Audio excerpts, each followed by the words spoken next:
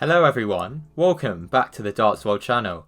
Now, if you follow darts over the past decade, you'll surely be aware of the rock star Joe Cullen. Joe's been at the top of the pro game for a long time now and has been involved in the pro game for around 15 years. He's picked off many PDC titles, including a major at the Masters in 2022. And a few years ago, I would say Joe was considered to be a fan favourite as he never really got involved in any drama. But that's changed now, and today there was a big incident involving Joe.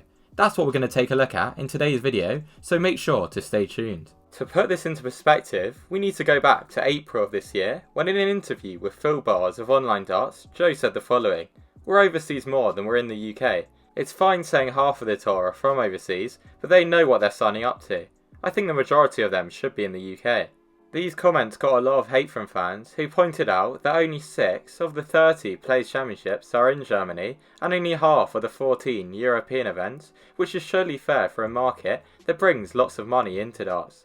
Joe responded to that by pointing out that there were technically more match days in Europe over the course of a season, and that whilst Germany is an amazing market with great fans, he didn't see the value in having behind closed doors Players Championship events there with no fans, but our response was that the Pro Tours in England didn't have fans either.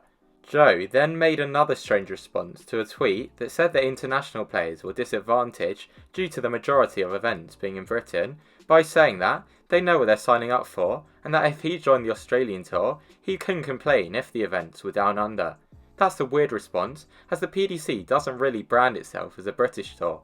Sure, it's very British focused, but they make it clear that they want the sport to be global. Joe finally pointed out that it was simply his opinion, and that he was right to consider himself before the other 127 tour card holders, as it's an individual sport. Overall, I think that Joe's take was bad, as throughout the years, the percent of events in the UK has actually increased, but that he's fair to have his own opinion, just as he can skip whichever events he wants to. One player who fairly spoke out about those comments was Germany's David Schlichting, a popular figure on darts Twitter who's played on the Euro Tour before.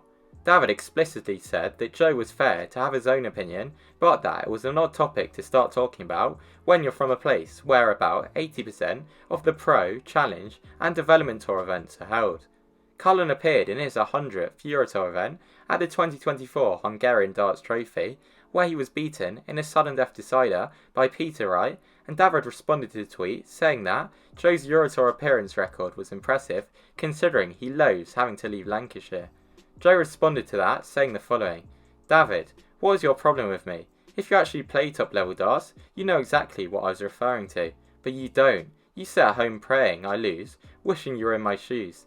Maybe aim higher than the Modus Tour, and someday I'll see you on tour. Doubt it though." Joe also pointed out that he was from Yorkshire, not Lancashire, and that he wouldn't be playing Modus Super Series again for sure.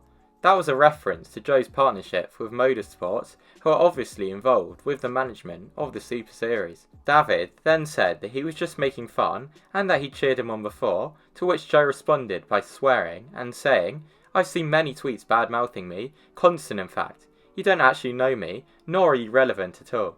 You're just some guy trying to attract attention within darts when you're actually massively irrelevant. I've bit my tongue long enough reading your crap." Following that, David revealed that he received threatening and insulting messages from fans in his inbox after making a non-malicious joke. That incident made many darts fans dislike Joe, as he failed to take what seemed to be a simple joke from David.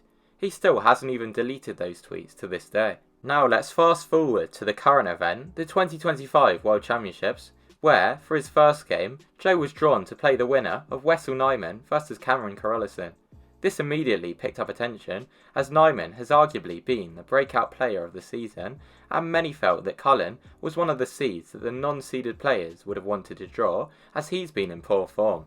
To put it into perspective, Nyman has averaged around 5 points more than Cullen in 2024. However, Joe was obviously the more experienced player, with this being his 15th consecutive Ali Pali appearance, compared to Nyman, who's only qualified for this event for a second time. Wessel was still the clear favourite of many, including the Racing Post, who said in their pre-match preview that Cullen has been woeful for much of the campaign and looks likely to be silenced by Nyman.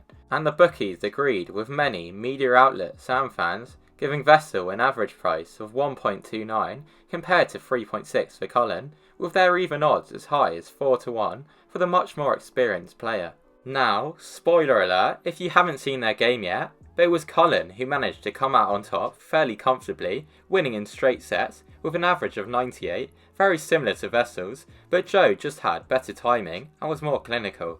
This was in my opinion fairly seen as a slight upset and a big win for Joe, but in his post-match on-stage interview with Sky Sports' Abby Davis, he seemed very moody and gave 3 very brief answers, seeming angry. Joe was called out for taking his frustrations out on Abby, but said that he would like to clarify that he and Abby get on brilliant. He said that he briefed her before the interview started that he wouldn't be giving her much, and she replied no problem. Then in his press conference, he answered the required questions from the PDC media team and one from Phil Bars before complaining about his treatment from the media and bookies and storming out after just over 2 minutes.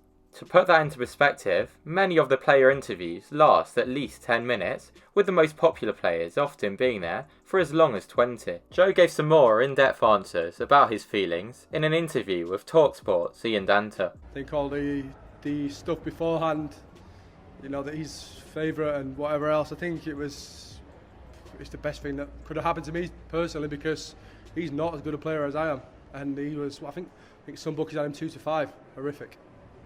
It seems disrespectful. I mean, I'll swear. You can't swear, but it feels disrespectful towards you, Joe. 100% it's disrespectful, but honestly, I can't remember the last time I was this up for a game.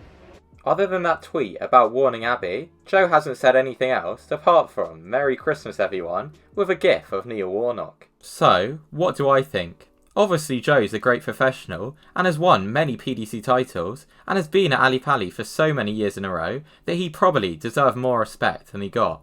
However, it's undeniable that Wessel is one of the PDC's biggest and upcoming talents, and that, he was probably more likely to win this game looking at all of the stats. He might have a slight right to be slightly annoyed at the media, but surely not the bookmakers, they were just going off the stats. Therefore, I think Joe would have been much better just celebrating this as the big win that it was. Joe now faces fellow social media lover Gerwyn Price in what could be a great round 3 game after Christmas. Let me know what you think about Joe's antics in the comment section down below. Now, if you enjoyed this video, please don't forget to subscribe, as currently, just 15% of you are. You can also hit the bell icon to turn on notifications so that you get notified when I upload a brand new video. Also, leave a thumbs up if you enjoy this style of video, and let me know if you have any video ideas you want me to make in the comment section down below.